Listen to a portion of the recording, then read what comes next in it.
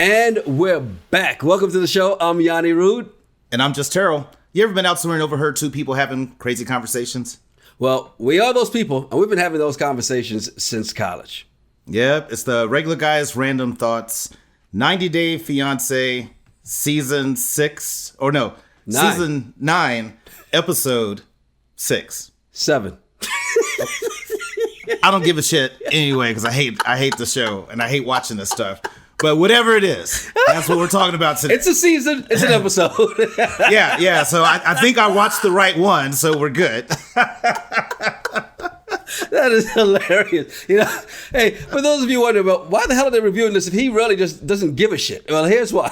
Okay. So back in the day, Terrell made this deal with the devil. He'd never watched The Bachelor until they had a Black Bachelor. Pandemic hit into Matt James, and so he was stuck watching the show. So me being the good friend that I am, I watched it with him. In return, him being the good friend that he is, he watched one of my favorite shows, Married at First Sight. Couple more deals with the devil, and here we are now doing 90 Day Fiance. Great time to get him into the 90 Day Fiance universe, because there's so many different iterations of this show, so many spinoffs, right? And great time because it's a reset of the original season 9, 7 episodes in. It's just ridiculous. And I've said it before. These people have had 2 years to figure all this shit out. Mm-hmm. And I know the producers are adding the drama. I mean, I know a lot of this stuff is made up for ratings, but it just blows my mind. Just some of the stuff that's coming out, so it's just dumb. Yeah, and there are some things that you can find out if you search hard enough, but we're going to treat it like it's WWE. We're going to believe it. This is real. This is real. Well, the one thing I can say about all of this is, to me, it shows just how shitty that we can sometimes be as Americans. Mm-hmm. Because we're treating all these people from these other countries like they're children with special needs. And they're just new. There's stuff they don't understand. You look at Bini coming from Ethiopia to New Jersey. It's night and day different. But they're still humans. They're smart. But they just feel like they're getting treated like they're special. Well, since you brought up Bini, let's start with Ari and Bini, all right? Because, and you're absolutely right. What I do notice on this show is that people are not doing what a lot of people do in real life, which is they try to speak in the same broken English somebody who speaks another language speaks. So thank God we're not listening to that, because that just irks the shit out of my nerves. Bini, you want more peace? Bini? But, so Bini has to go, you see them first and they're still a little upset and reeling off of that last argument they had, which I thought was a stupid argument. And he kind of explained stuff like, look, man, I'm a dreamer. This is what I do. I was dreaming. And then they go meet the family. We all know how I feel about Bini. I'm not a fan at all. But you don't say. Yeah. But I'm not sure how I feel about his sisters telling him that, hey, if the relationship doesn't work, still get married so you can get the green card. I'm like, the U.S. citizen in me, that bothers me a bit. But I understand because he could stay in America and also be with his son. So I get it. I totally get it. But I totally understand why they say that. Yeah. Them saying that is the same thing that a lot of Americans fear when it comes to somebody. So that's, yeah. Exactly. But then why the hell would he say that to her family? At the dinner? Why would you say that? Yeah. That's just freaking stupid, because they're just like, oh, okay, so it's really not about her. It's about being here in America, being a UFC fighter, getting the green card. And if you stay married to her, so be it. It's just nuts. Well, let's be real. The stupid was her just going, well, no, I'm the important person. I'm the important reason. I'm the main reason. No, you said when you went into testimonial that you felt like they were just misunderstanding what he was saying because he has a hard time and it was getting lost in translation. That was her opportunity to step in and say something and jump to his defense. That would have tightened the bond that they had, right? But let's be fair. When her sister asked Betty, so what happened? What were y'all arguing about? I didn't understand shit he said. I ain't even gonna hold you. No. I was just like, I just want to just be friends and go places and the clubs. And I was just like, what are you talking about? And like, to me, I'm wondering, does Ari speak the same native language as Bini? No. That'd be a negative ghostwriter. Oh, I was just curious because maybe she could have helped him articulate that better. But for the family, they're all just like, what? And then even still, the mom, when she asks, well, what are y'all going to do for money? I think that's unfair. It is. Because Bini can't work. Now, And they know that. Yeah, Bini can't work, but I didn't know she really wasn't working either. Yeah. So that puts the pressure on her. Mm-hmm. But I still think to myself, Bini can work. Bini is a healthy, fit guy. You can find some work under the table. Buy him a lawnmower, go cut yards. There's things that he could do to get money. You want him to get kicked out of the country before he even gets cutting. No, come on. We've all had people around us that have not legal U.S. citizens, but they're doing something. It could be on the corner selling breakfast tacos. I have no idea what he's speaking of. I don't know. Yeah. All I'm saying is there's ways that he could hustle to try to make some money. And I think I don't know, maybe that's my mentality, right? If something happened to me, if I had to go to another country, I'm going to find a way to make some money. You know, even if it was like, you know, I work in recruiting. Even if it was, I'm in this other country, I'm going to help people in the U.S. with their resume writing. And I will help write resumes and get paid via Venmo that way to earn some money. And this, I mean, I just don't understand this logic. But the whole UFC deal, I can respect dreamers. You know what I mean? I get it. I respect it. But dreamers the dream doesn't put food on the table. You need to put some actions into it. And right now it's all on Ari, who I don't think is strong enough to handle all of that. I need you to go back and find the episode that he was on the other way, that when they first introduced him and see him on the punching bag, on the heavy bag. You'll see that he's not going to make it as an MMA fighter. I'm probably see that right now. I don't know. He can do the splits. All right. So Cara and Guillermo. This is an interesting one. The fact that Cara is like, yeah, but I haven't changed my core values since I was 18. Am I wrong in being a little worried when she said that? I don't know what her core values are. I think she's talking about her drive and ambition hasn't changed since she was 18. Okay. I wouldn't say it's her core values, but this was an interesting episode for me because, and I'm looking at my notes here. So Guillermo, he's taking notes, folks. Just want you to know how much he's into this. He's taking notes. No, I just want to make sure that I articulate myself well for the people that asked me to watch this bullshit. Exactly. I don't want to pull a bin. Well, you know, my notes, the club and the people and friends, and I love her, and so when he was helping her set up for the deal, you know, he was calling her being bossy, and I'm like, well, she's not being bossy. I think this is her name and her brand in front of her classmates that she wants. She was being an ass, though. But she wants it to be right because, you know, this is her business, right? She's getting paid for this. This is her thing. You know, when we first started doing the podcast, you would like coach and push me to do different things. I'd be like, shit, Yanni, why are you being that picky? But the devil's in the details. And that's why I see, like, I remember I told you, I have so much respect for what you do because you're good at what you do, right? But it's your brand and your reputation on it. No. But so my thing is, why is Guillermo giving her suggestions on his first day of work? Okay, I agree with you there. I agree with you. There's nothing more annoying. You're coming into I'm teaching you, I'm training you day one, and you're like, hey, you know what y'all should do? What if you do this? Y'all should try doing this. So I did think that she was a little mean in the way she's going, but you're right. Him offering advice, I talk about this about people all the time, like, well, you know what you should do is this, and people come in and work one day and go, you know what, I need to be the supervisor. If you don't sit your ass down and learn how to do this job properly. So I agree with you there in that sense, but she's still mean. What really got me was when Chris showed up. Oh, 8 Mile?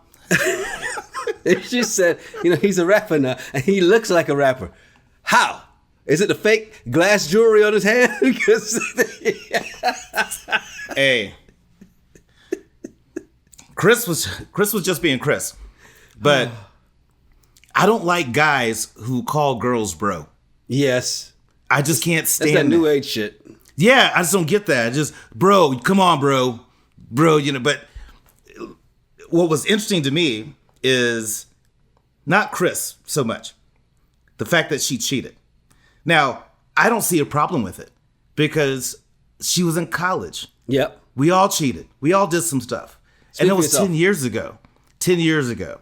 So for Guillermo to be bothered by that, it was 10 years ago. I know people who were married, cheated all the time. Girls, married, cheated all the time. I do too. Got divorced, finally met a wonderful person that he never cheated on. So it's not like someone cheats, they're going to cheat forever. But I'm not judging you on what you did 10 years ago. But see, here's the thing. It's not even 10 years ago that's the issue for me. They dated when they were in high school. Junior, senior year of high school, and when they started college, right? They were kids. Why are you worried about what she was doing in high school? Yeah. Are you the same person you are today that you were your junior, senior year in high school? Hell no. Me either. So, like, who cares what you did in high school? And, you know, as you like to quote the great Chris Rock, I don't care who you slept with and what you've done before me. All I'm thankful for is you're sleeping with me now. But who cares about all that stuff? So what if she cheated twice? Yeah. And whatever. Who cares? It's 10 years ago. It's that once a cheater, always a cheater, moniker that kind of goes with folks. But one thing I will say is that I kind of noticed that in all of this, he is still the mature one out of the two. And it's crazy to me because they made such a big deal about the fact that, oh, she's older. She's 6 years older. She's not that much older. I mean, now granted, when she was graduating high school, he was going into 8th grade. But still, I mean, since we're going back to high school here. But she's 6 years older and he's the mature one. She is so immature. It's irritating. I find a lot of young people from other countries are a little bit more mature than Americans. You know, when I went to London and I met a bunch of people that were students from America that were there for, what's it called, when they go study Exchange abroad. students, yeah. And I'm just like, wow, like when I was 18, I was nowhere near mature enough to go to London and whatever. But you meet these people from these other countries that are 18, 17. They just seem to be a bit more mature, in my opinion. The ones I've interacted with. I'm not saying a blanket statement. I'm just saying people I've interacted with and seen. I've been impressed with their level of maturity. But yeah, he seems to be the more responsible one. But the way she talks to him and treats him is, it wouldn't work for me. But what I was thinking about during that, when they were breaking the balloons down, I'm like, wait a minute, dude. If you thought all this and you felt that she's talked to you all this way, why'd you fly here? Yeah. Why are you here? Yeah, and again, I know they got to do this stuff for the show, but if you think that she's making you feel less than a man and you don't have any power in a relationship, why'd you get on the plane? Well, see, here's the difference. They were in vacation mode in Dominican Republic. Now that they're in her domain, it's a little different, okay? And I don't think he realized how bossy she was till now. Because before, it was all fun. Remember, even if she was working remotely, she was still in vacation mode. You're overseas, you're in vacation mode. Now she's back in the element. It's a different mindset. And I think that's what he's seeing and realizing, oh, what I saw before really was this. He may have seen, just a couple little glitches of it. And I was like, no, I'm tripping. But then now he's seeing it full force. And I think for him, he's taking it all in. The one thing is, and the fact that he's speaking out to her about it and letting her know how he feels, I like that. Because what Chris said was that, oh, he's too weak. He's not enough. She needs a man's man who's going to tell her this. But Guillermo's telling her this stuff, right? So Chris is just being that kid that's still living in high school thinking, well, she was mine first, so she'll always be mine. Remember that time? How you having a conversation like that? Remember that time your mom came and called us?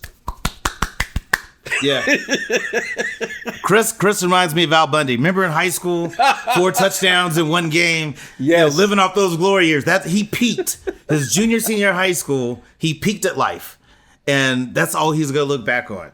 That's sad. I would like to think. I wish him well. I'm hoping that maybe he's a good rapper. Maybe he might have something that comes out. Who knows? Maybe this is going to help him. I just want to say, I want to thank the 90 Day Fiance producers for not subjecting us to any of his music. Thank you.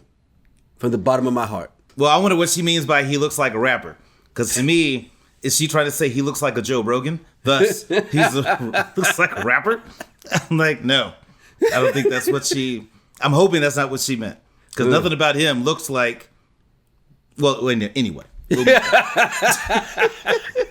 Heading back over to Rapid City, South Dakota. Your favorite folks, Jibri and Miona, the matching couple. I think the matching outfits are cute. It's whatever. Jibri's grandma's dope. Yeah, yes. Jibri's grandma's cool people. I liked her. But the thing about that I took note of, and this is what she said. She thinks she has a right to have her beach wedding dream come true. A right. That's the young shit. That's the young people. This is my right. I deserve to have this. No, you don't. And I don't think she's actually, or Jibri has like put pen to paper to say this is how much a beach wedding costs. Here's what we have. We can't do that. Okay, Jibri is wrong here, and I'll tell you why. As young boys, you don't dream about your wedding day. Young girls do, right? We dream about the honeymoon. She's already, yeah, exactly. We dream of the wedding night and the honeymoon and all that good stuff after, right? But the thing about it is, she's told him about this. This is what I want. If you can't deliver this, and you know she's coming, you've got to find a way to deliver it. And it's to me, here's where he's very wrong. He keeps trying to sell her on South Dakota. You cannot sell somebody on South Dakota who has LA on their mind, who has Beverly Hills on their mind, who has Hollywood on their mind, who thinks they want to look like Kim Kardashian, okay? You can't sell them on South Dakota. And he keeps trying to, well, look, it's a lot of fun on the farm. Oh, we can have the wedding in the farm. I get it. It's cost effective. But you haven't even said, well, let's just have a ceremony, a simple ceremony here, but then we'll do the big lavish wedding on our second anniversary, our first anniversary, our third anniversary when we're back in LA. Something, but you've got to offer up something. You can't sit there. She's told you everything she wanted, and you lied to her, and then go there like, well, we're going to be here for a while, living with my mom, driving my daddy's car, and I don't know where we're ever leaving. You have the dream wedding, and then the whole Chicago thing. And I feel like Jibri is trying to be a people pleaser, make everybody happy. And you can't, right? So this opportunity in Chicago, you have to take it. Of course, she's not going to say no because she wants to get the hell out of Rapid City, right? Great. So now you got to go to Chicago. Now the whole David situation. And my thing is this. She doesn't have to like David, and David doesn't have to like her. Right. Let's just get over that. They don't have to be besties. You know, if you were with somebody I didn't like, I would tell you. But I could be around that person and not bother me. That. Yeah, it wouldn't bother me. And that person be around me, I'd be respectful. Right. And all that, but I could just move on. But like Jibri has to like get over trying to make everybody happy and expecting her to be BFFs with David. You know, he don't like her. Just because they're from the same country doesn't mean they should instantly, out of respect, we should bond. That's like when you go into a place and, you know, there's one other black girl and they're like, hey, Terrell, y'all should meet. Y'all have so much in common. Yeah. You know what? Terrell, I got a friend of mine that y'all should meet. I think y'all would really get along. Why? Because she's your other black friend? And that's why we would get along? Great. But, you know, here's the thing that Miona did bring up. I thought she brought up a great point in this. She said that she gave up a lot. She changed, everything changed for her when she moved to the U.S., right? Everything changed for her. She's right. Everything changed for her. And how much did it change for him? Well, yeah, he's back in South Dakota, but he grew up there. He's back at home. So it's not that much of a change for him, except that now he's got to try and be responsible. Yeah, and that's something that stands out to me about this whole process. These people leave their country, leave everything about them. Yeah, I couldn't imagine saying, hey, I'm leaving the United States and I'm going here for love. And giving up a job, can't work there, whatever the rules are. They have to factor that in and really keep that in mind, and including their friends and family. You know, so Jibri's mom has to understand that, hey, she dropped everything to be here for your son. So look at that sacrifice. You might not like her, but she gave up everything that she knew to come here to be with your son. Cut her a break. You know why friends and family don't cut that break, though? Because they mostly think, and you've seen this a little bit, and you'll see it some more. They mostly think that, oh, well, they're just with them for the green card because everybody wants to come to America. And so once that mentality's there, it's always there. And that's something that they're thinking in essence. Well, you didn't give up anything because you came for a better life. So there's that too. Yeah, true. Again, just sometimes some of us can be shitty Americans. Speaking of shitty Americans, Emily and Kobe. Ugh. Emily's so aggravating, man. Let the man be a father to his son. Well, I've got a way of parenting, and it's got to be my way or the highway. This is the whiskey talking, and I know I'm probably gonna get beat up in the comments. Uh-oh. You ain't cute enough to talk that much shit and to be that bossy. I'm sorry. Like, you need to dial that back a little bit. You got my man from Cameroon. True, he doesn't know the United States, but he's not an idiot. Now, that part. This whole "it's my way or the highway" mentality, I'm like, what is that? Where does that come from? And instead of being this bossy bitch to him, why not work? Let me coach him and see, because I totally understand them not being comfortable yet to let Kobe have the baby by himself. I get it, right? But they're gonna have to get over that. But yes. I get it, and I respect Emily's mom when she was like, I know how to stop the baby from crying, but he has to learn. Exactly. And you know Even what? though she was hovering, hovering, but you're right. She did say that, and then she did walk out of the room. You're right. Yeah. She said, you know what? He's going to have to learn. And so I think that's great. The thing that pissed me off was the peanuts. Yes. So all these babies in Africa that eat these peanuts, it's not that big a deal. But all of a sudden here, they're like, oh my God, clutch my pearls. This is so wrong. Stop it. Stop it. Well, peanut allergies are a real thing here in the U.S. But he doesn't have a peanut allergy. If he did, he'd have known about that because the baby's just 7. He didn't just find out 3 days ago he has a kid. So that's not a new thing. So he would know he didn't have a peanut allergy. No, he brought those peanuts from Cameroon. There were none in Salina, Kansas, okay? Yeah. Peanuts don't exist in Salina, Kansas. He brought some peanuts from the motherland, and she's like, they're too small. They're going to choke. I'm like, what was the little kid eating? Wasn't there blueberries on that plate that he was eating with the other stuff when the mom blueberries made him a little are softer. Deal? So they, get it. Dissolve a little easier than peanuts. If kids in Cameroon eat these peanuts all the time, it's like, we just can't assume that they're wrong because that's weird here in the United States. Let him try a peanut. He didn't say he had to eat a bag of peanuts. He just wanted to give him He's one thing. He's going to eat the whole bowl. He just wanted to give him one thing from his home. And so I think the challenge that they're going to have is Emily has a way that she sees this baby growing up. Mm-hmm. Kobe has what I call the right way that he sees this baby growing up, which is you have two cultures. You need to learn both of them. And Emily and her family cannot teach this kid about Black culture or African American culture or African culture. And so they have to he's going to do the right thing. Emily's going to push back on that because she has an ideal of how that baby is going to be raised because she's been with the baby ever since it was conceived, as she said. And then she pushed it out and it's her way. And I'm just like, and then once he proves to me that he can do the stuff, then I might let him chime in a little bit more. That irked the shit out of me. Oh my God. Yeah. And you're right. She can't teach him how to be Black in this world. Not even just America, but in this world. No matter how much Black pain she's had in her lifetime, she still cannot teach Kobe how to be Black. It doesn't matter. Okay? So this is what I would say this. I did feel for Kobe a little bit. And I could feel that he was smiling as he said it, but I could feel the sadness in him when he was like, I wish my mom was alive to see my son. Yeah. I felt that one, man, because I remember the day, because my mom has been waiting for grandkids for a long time. A long time. My mom's still waiting, so I can relate.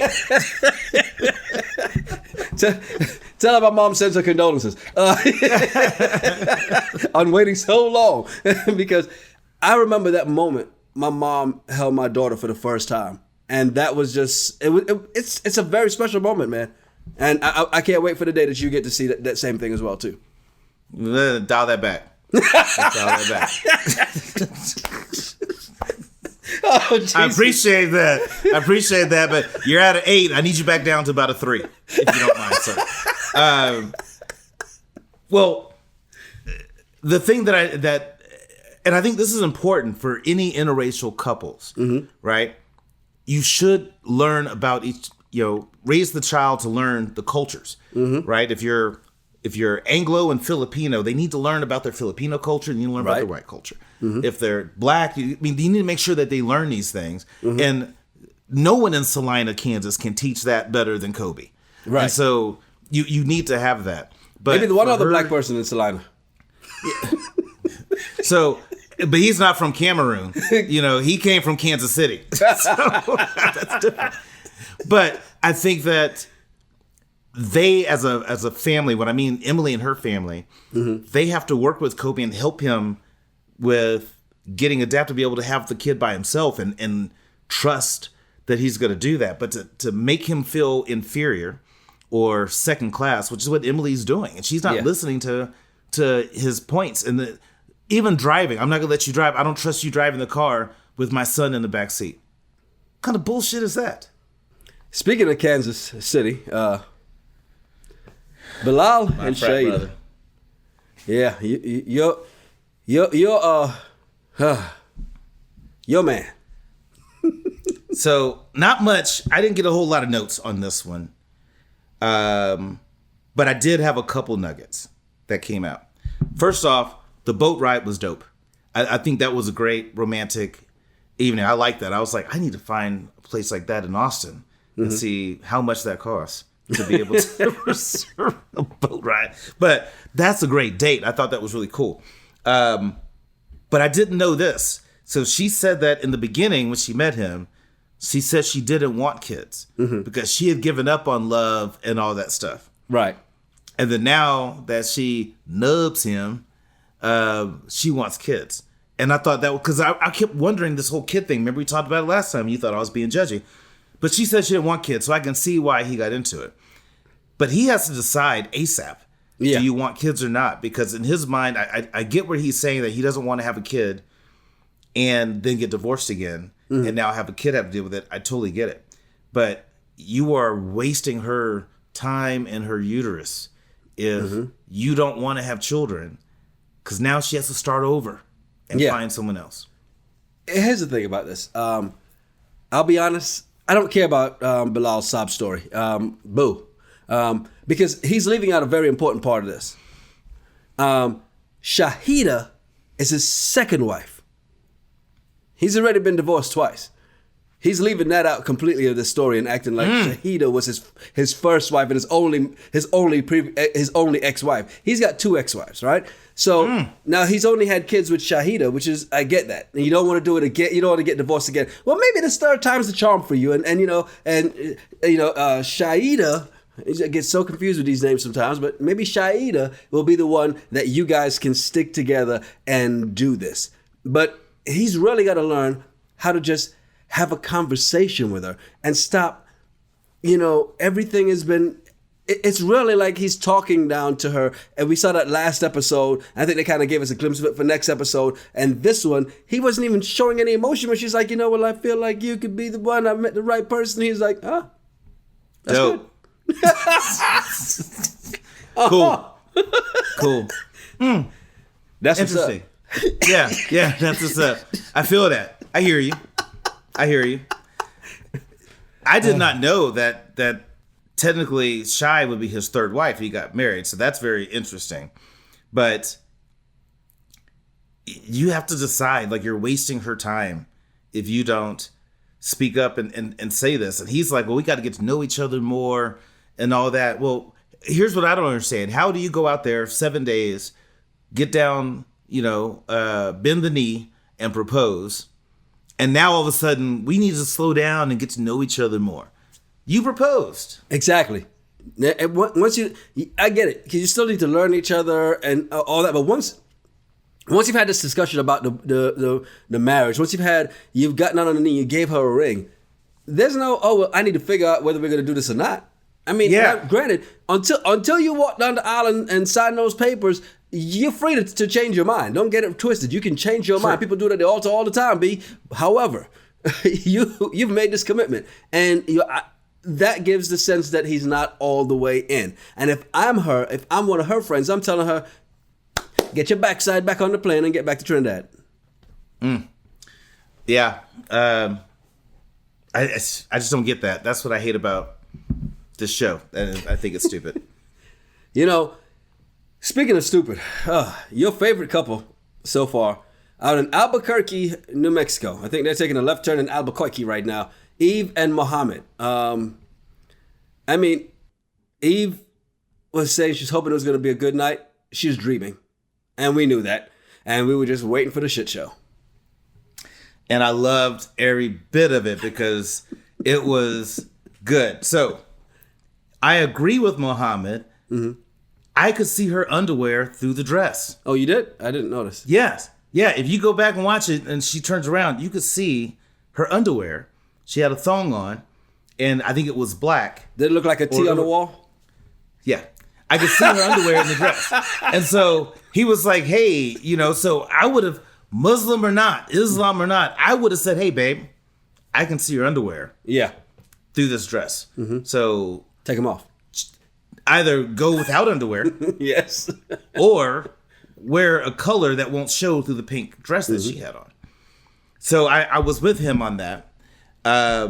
The dinner with her friends. Her friends were a little rude. Well, they weren't rude. They're Americans. They did just what American women would do. So you're gonna talk about sex with your friends do all the time. No, I've had friends like my whiskey group, and we all get together.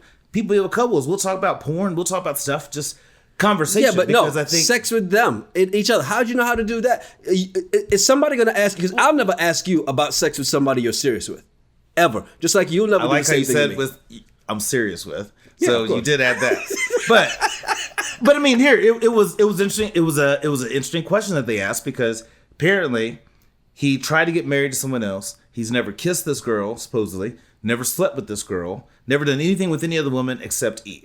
So no, he said he kissed her. He said yes, he did kiss her. Okay, so he's never slept with anybody else except Yve. Mm-hmm. So that tells me I get why he's whipped on Mrs. Robinson. Mm-hmm. I get it.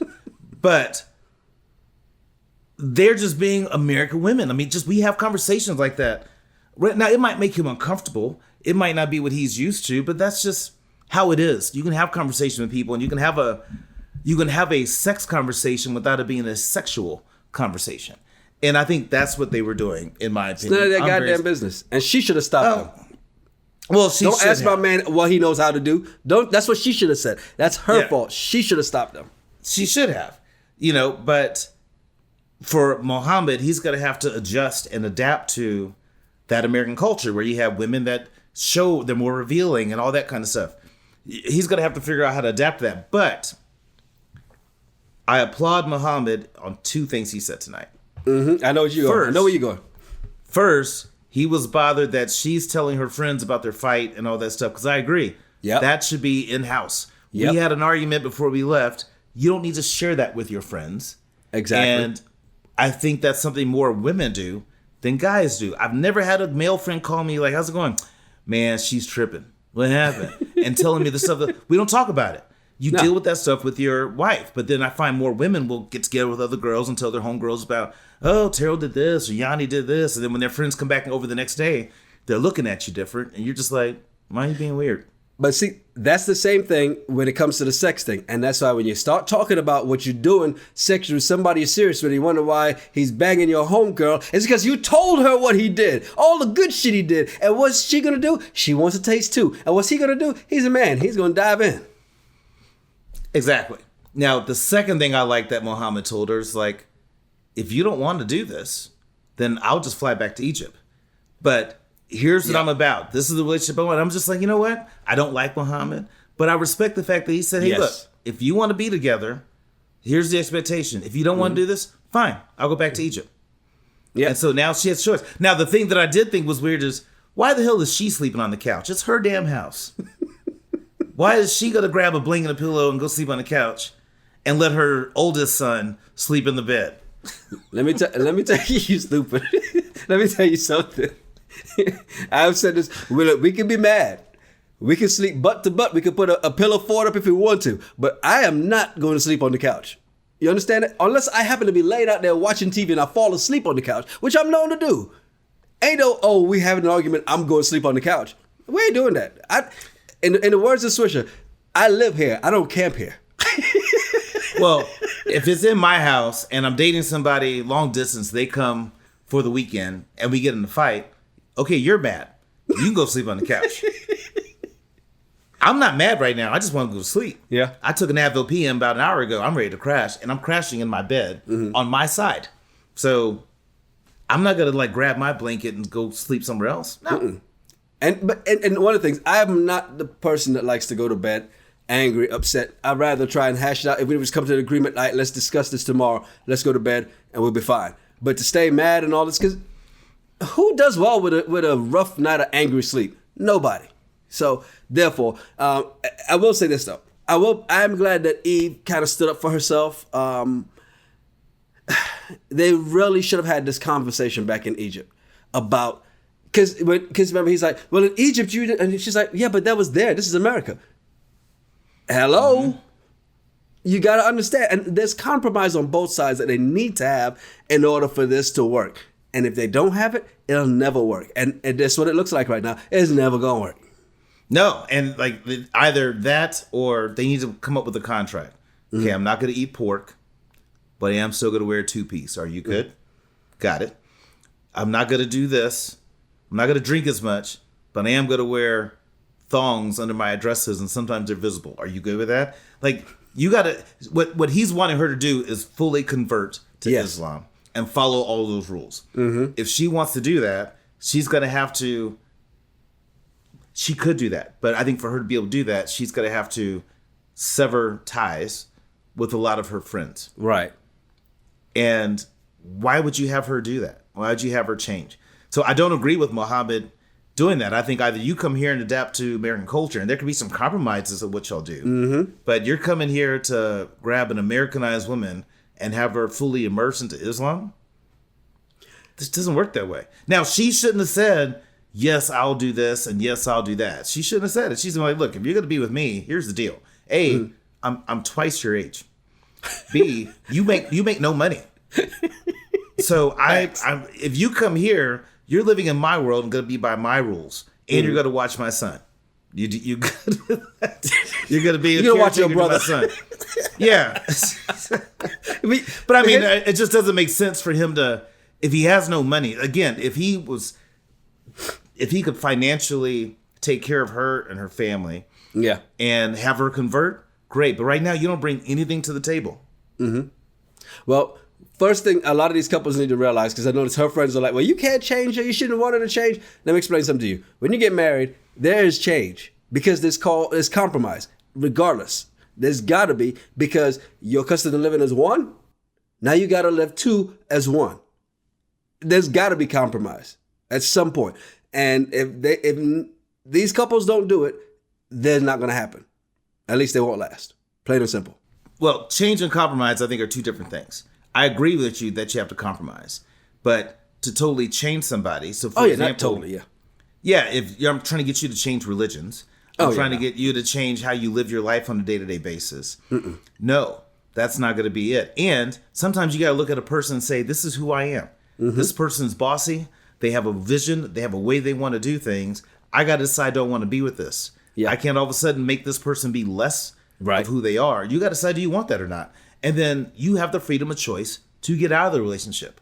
But don't stay in a relationship, complain about a person that you knew who they were when you signed up. Exactly. So if you date a guy and he's dirty and his apartment or house is filthy, and then y'all get married, don't get with your girlfriends and complain about how dirty he is because you were okay with it. Mm-hmm. Exactly. Hey, don't forget, we've got our regular episodes dropping on Monday, and that's the audio version. Matter of fact, it is a holiday, so we'll probably drop the video version Monday evening as we get ready for Wednesday night, the Married at First Sight, Season 14, Where Are They Now? 1,500th episode of the season. So we're finally done. Done is the key word with Married this at First season. Sight. With Married at First Sight. With this season. At first sight, ever. Going forward. Done. Next Sunday. This Married at First Sight was a season in my life, and that season is now over. Still working on them. Prayer Warriors Unite.